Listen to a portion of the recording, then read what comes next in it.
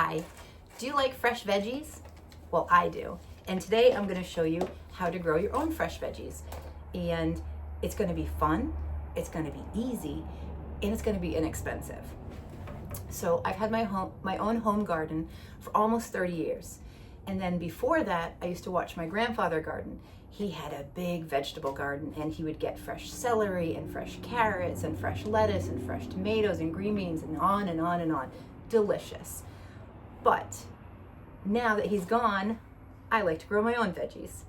So here are some chives, scallions, an onion that I've had in my window for probably a year.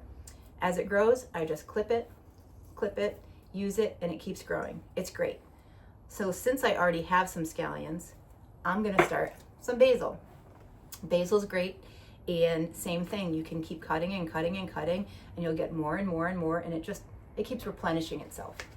So all you need to grow your own basil, or most vegetables at home, a pot, some seeds, some soil. So I buy my seeds early in the season at the dollar store. 4 packages of seeds are $1.25. Even if you were to buy seeds in a big department store or a home and garden center, it's only going to run you maybe $1 or so more. And then pots. A lot of people have these pots at home. Maybe you got a plant and it didn't make it, or maybe someone gifted you a plant and you put it into a bigger pot and then you just have this left over. And soil. I have a lot of soil at home. I compost, but you could buy soil from a garden center, and I mean a very large bag is going to run you under $5. So if you're only going to do some herbs, maybe in your window, just take the dirt out of your backyard. It's probably good enough. So I'm going to show you how to plant these. So the rule of thumb for seeds is the size of the seed, lengthwise, twice the depth in the soil. So these are basil seeds. Basil seeds look similar to poppy seeds. They're incredibly small, so it'd be really hard for you to see, but I mean, they're tiny. So you don't know if your seeds are gonna grow 100% of the time.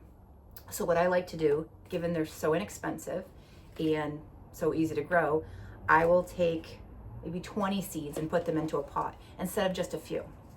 So first, take your soil. I like to fill it about a little more than halfway. Take your soil, put it in your pot, sprinkle your seeds, and then because they're so small and I don't have to bury them at any depth, I'll just keep them on the top and throw a little soil on top of the seeds, and then pat that down.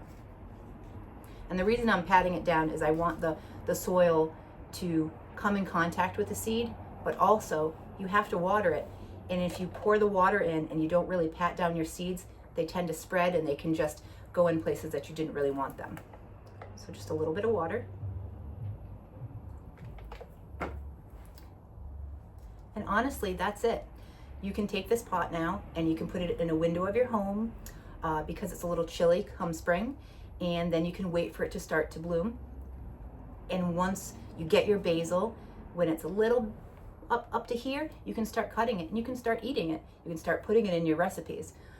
And once it gets warmer, you can take this pot, if you have a place for it, and you can plant it outside. Or as it's growing, you can put it in larger and larger pots and you'll get more and more basil. So I love showing you how easy it is, and I really hope that you start your own garden this season and you get to enjoy fresh vegetables of your own.